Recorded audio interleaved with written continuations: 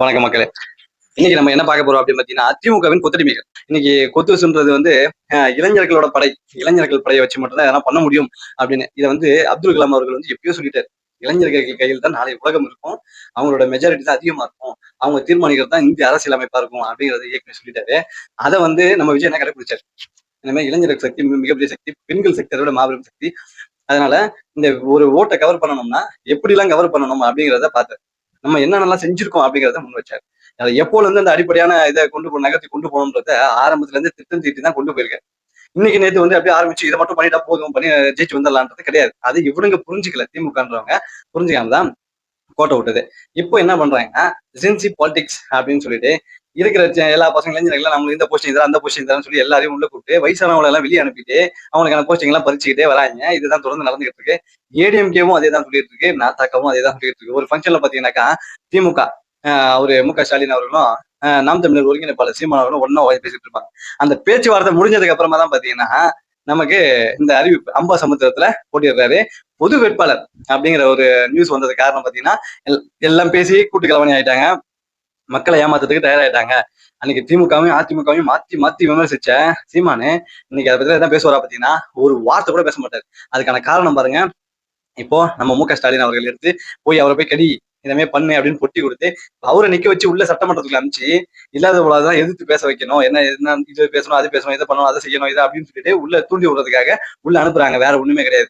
அதாவது இங்க வந்து நம்ம சின்ன தத்தி இருக்கிறாரு மு.க. ஸ்டாலினோட பிள்ளை. அவர் வந்து எதுவும் பண்ண மாட்டாரு, வேலை கேட்காத ஆளு அப்படின்னு தெரிஞ்சு போச்சு. அதனால இந்த மாதிரி ஆளு எல்லாம் உள்ள இருப்போம். சும்மாவது என்ன கத்திக்கிட்டு இருப்பான், குறைச்சிக்கிட்டு இருப்பான். யூடியூப்பை பார்த்தா தகவல் தெரிஞ்சுட்டு போய் பேசுற ஒரே ஆள் பாத்தீங்கன்னா சீமான் மட்டும்தான்.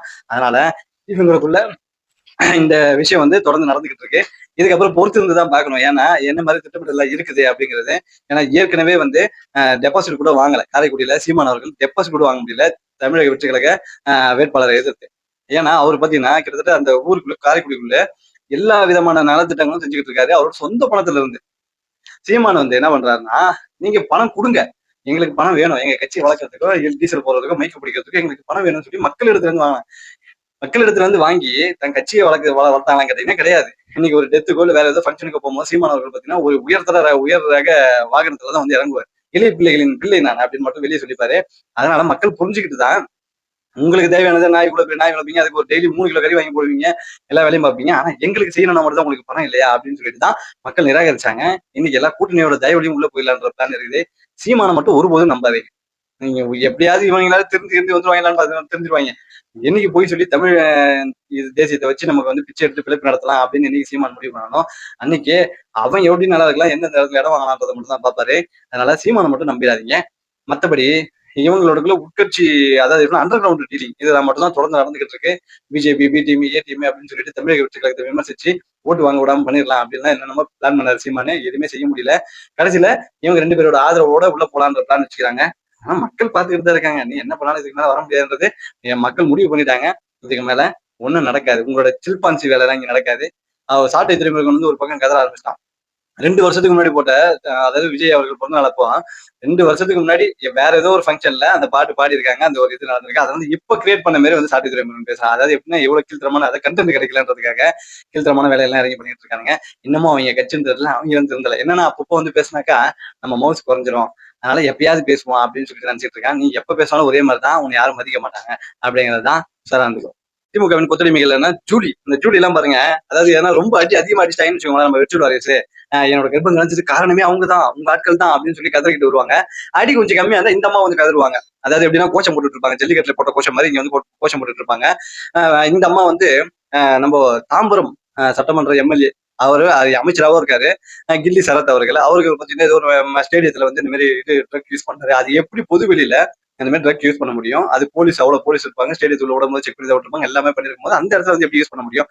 அதுக்கான விளக்கமும் கொடுத்துட்டாங்க. ஆனாலும் நம்மள எங்க பக்கத்துல குழந்தை இல்ல, குழந்தை தானே இங்க மாத்திரம் நினைச்சுக்க, அங்க எங்க குழந்தை இல்லை. இதை வந்து இந்த ரோஸ்டர் பிரதர்ஸ்ன்னு சொல்லிட்டு ஒருத்தவங்க இருப்பாங்க. அவங்க எப்ப பார்த்தாலுமே தமிழக வெற்றி கழகத்தை விமர்சிக்கப்படுது. அவங்க ஏந்திருக்கிறாங்களோ இல்லையோ, சோத்துறாங்களோ இல்லையோ, இவங்களை டிவிக்கு மாத்திரம் பேசிட்டு இருப்பாங்க. அவங்க என்ன சொல்லிட்டான் அதுல வந்து இல்ல அவரு அந்த கில்லி சரத்தோட ஃப்ரெண்டு வந்து எனக்கும் ஃப்ரெண்டு தான். நான் அப்ப வந்து அவன்கிட்ட விசாரிச்சேன் என்னடா அந்த மாதிரி சொல்லி கேட்கும் போது இல்ல அவங்க அவங்க மனைவியார் வந்து அவங்க குழந்தைய ஃபீட் பண்றதுக்காக போயிருந்தாங்க. அப்போ அந்த நேரத்துல வந்து மாத்திரை வந்து இந்த மாதிரி எடுத்தான். அது வந்து விளையாட்டா தான் சொல்லி என்கிட்ட வீடியோ எடுத்தான். ஆனா இது வந்து அவனுக்கே பெரிய இதுவாயிடுச்சு அப்படின்ற மாதிரி சொல்லியிருந்தாங்க. அதனால உண்மைத்தன்மை என்னன்றதே தெரியாம இந்த நியூஸ் சேனல்கள் கூட இந்த மாதிரி பண்ணிட்டாரு, இந்த மாதிரி செஞ்சுட்டாரு, ஒரு சின்ன வீடியோ வச்சுக்கிட்டு அதை வச்சு கண்டென்ட் கிரியேட் பண்ணி டிஆர்பி வாங்குறதுக்காக யோசிக்கிற இந்த நியூஸ் சேனல் தான்.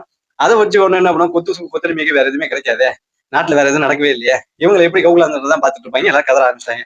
அதே போல ஜென்சி பாலிடிக்ஸ்ன்னு சொல்லிட்டு அதுல ஒரு நாய் வந்து கதறிச்சான். இவனுங்க வந்து அவங்களை வந்து கைது பண்ணது கருத்து சுதந்திரத்தை பறிக்கிற மாதிரியா. அதாவது இப்ப முதலமைச்சர் வந்து வாடா போடா மயிறு மட்டன் எல்லாம் பேசுவீங்க, நாங்க எல்லாம் பாத்துக்கிட்டு இருக்கணும், எந்த கம்ப்ளைண்ட் கொடுக்கூடாது, அவங்க கைது பண்ணாக்க கருத்து சுதந்திரத்தை பறிக்கிற மாதிரி. இதே ஸ்டாலின் அவர்கள் ஆட்சியில் நடக்கும்போது என்ன பண்ணீங்க, யாரா இருந்தாலும் தவறா பேசினாங்கன்னா அவங்க பிடிச்சி உள்ள போறதுதான் வழக்கம். இவங்க வந்து மயிறு மட்டன் எல்லாம் பேசுவானுங்க, இவங்களை வந்து அனுசரிச்சு போகணும் அப்படிங்கிறது. இது மட்டும் இல்ல, இப்ப பாருங்க எல்லா கட்சியோட இப்ப திமுக வந்து 26 கட்சிகிட்ட கூட்டணி வச்சாங்க, ஆனா ஜெயிக்க முடியல. இப்ப இருக்கிற கூட்டணியில பிச்சுட்டு போயிடுச்சுன்னா நீங்க எப்படி ஜெயிப்பீங்க?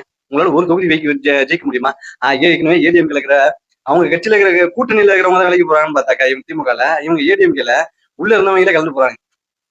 அதாவது அவங்க கட்சி நிர்வாகிகளே எம்எல்ஏக்களை கலந்து ஓட ஆரம்பிச்சிட்டாங்க. ராஜினாமா பண்ணிட்டு போறாப்பா, உங்ககிட்ட இதுக்கு மேல இருந்து குப்பை கொட்ட முடியாதா அப்படின்னு சொல்லி வெளியே போக ஆரம்பிச்சிட்டாங்க.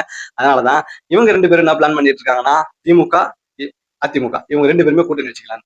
அதாவது கொள்கை கோட்பாடு இந்த மாதிரி விஷயங்கள் எல்லாத்தையுமே காத்துல பறக்க விட்டுட்டு, இதுக்கப்புறம் எங்களுக்கு பதவிதான் முக்கியம் அப்படின்ற ஒரே ஒரு கோட்பாடை மட்டும் முன்னாடி வச்சுக்கிட்டு வந்து முன்னாடி நிக்க போறாங்கன்றதுதான் உண்மையான விஷயம். ஏன்னா இதுக்கப்புறம் திமுகவால தனிச்சு நிக்குது அப்படின்னாக்கா டெபாசிட் கூட வாங்க முடியாத நிலைமைக்கு போயிடும் அப்படிங்கிறதா. ஏன்னா ஏற்கனவே வச்சு சொன்ன மாதிரி தான் 2 கட்சிக்கு தான். இல்லைன்னா ஏடிஎம் கிளக்கிறவங்க கழிச்சிட்டு வெக்கமான சூடு சொன்ன எல்லாம் விட்டு டிஎம்கேக்கு போய் ஆகணும். இப்போ ஏடிஎம் கிளக்கிறவங்க டிவி கேக்கு போறான்னா அது வேற விஷயம். ஏன்னா இங்க வந்து இவங்களை யாரும் விமர்சிக்கல, ஏடிஎம்ல இருக்கிறவங்க யாருமே விமர்சிக்கவே இல்லை. ஒரு தேர்தல் பிரச்சாரத்தை என்னவா இருந்தாலும் சரி, திந்து போன சக்தின்னு சொன்னதோட சரி, இதுக்கப்புறம் எதுவும் விமர்சனம் வைக்கல. அவங்களுக்கு விருப்பம் வந்துச்சு வந்தாங்க. ஆனா ஒரு எதிரியா நினைச்சுக்கிட்டு இருக்க திமுக கட்சியை வந்து சார்ந்து போறாங்கன்னா அவ்வளவுதான், மக்கள் வந்து முடிவு பண்ணிடுவாங்க. அதுக்கப்புறம் மக்கள் என்ன செய்யணுமோ சிறப்பா செஞ்சிருவாங்கன்றதுதான். நன்றி, வணக்கம்.